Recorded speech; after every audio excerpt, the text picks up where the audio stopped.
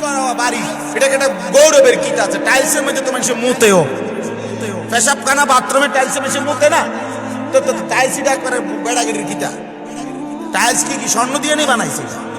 তো মাটি দিয়ে বানাইছে আর কি। টাইলস কি দিয়ে বানায়? মাটি দিয়ে বানায়। এটার মধ্যে বড়াই করার কি আছে? একটা টাইলস আমার একবার একজনে কইছে, হুজুর আল্লাহর রহমতে 60টা রুম হলো একটা ঘর করছি, ভিতরে 2টা বাথরুম, বাথরুম দিয়েও টাইলস। আমি বললাম আল্লাহু আকবার।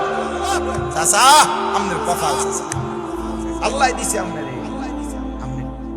আমনের বাপ দাদা 14 গোষ্ঠী আগে মাটিতে পেশাব করতো, এখন আল্লাহর রহমতে আমনের জিফুত নাতি নাতি লইয়া টাইলসে মুতেন। কত বড় নিয়ামত আমনের জীবনে, আর আছে কি? এরপর মরে গেলেই তো শান্তি। আমার টাইলসে মুছছেন তো, নাহলে এটা কীর্তি বলে বাথরুমটি শুদ্ধ টাইলস, মানে এটা কিতা? এটা কেন বললেন কর না? এটা কি হুড়াঙ্গিরি শুনাইলেন? সফলতা শুনাইলেন, এটা সফলতা হইল? কি শুনাইলেন? তো যে কীর্তন করেন তারা 3 জন বিদেশ, তো কিছে বিদেশ? হ্যাঁ, আল্লাহর রহমতে তারা একজন ইটালি, তো কিছে? ইটালি হলে কি? ইটালি হওয়া জীবনের সৌভাগ্য। হ্যাঁ, আপনার যদি 1 ফুট ইটালি থাকলে ভাগ্য হয়, ইটালি তারা জন্ম নিছে,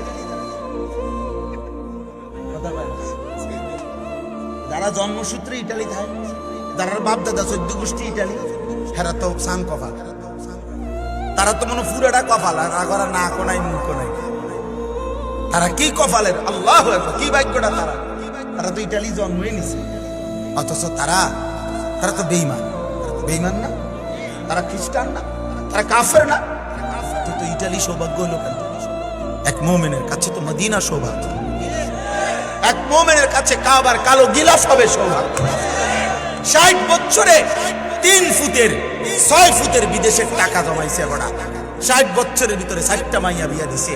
60 বছরে বিল্ডিং এর 60 লাখ টাকা ব্যবস্থা হয়েছে। কতটি জমি কিনতে পারছে, সব কিছুর ব্যবস্থা করতে পারছে। কিন্তু নাফরমান বুড়া মিয়ার 60 বছরে হজ্জের টাকার জমা, হজ আর কপালে জমা।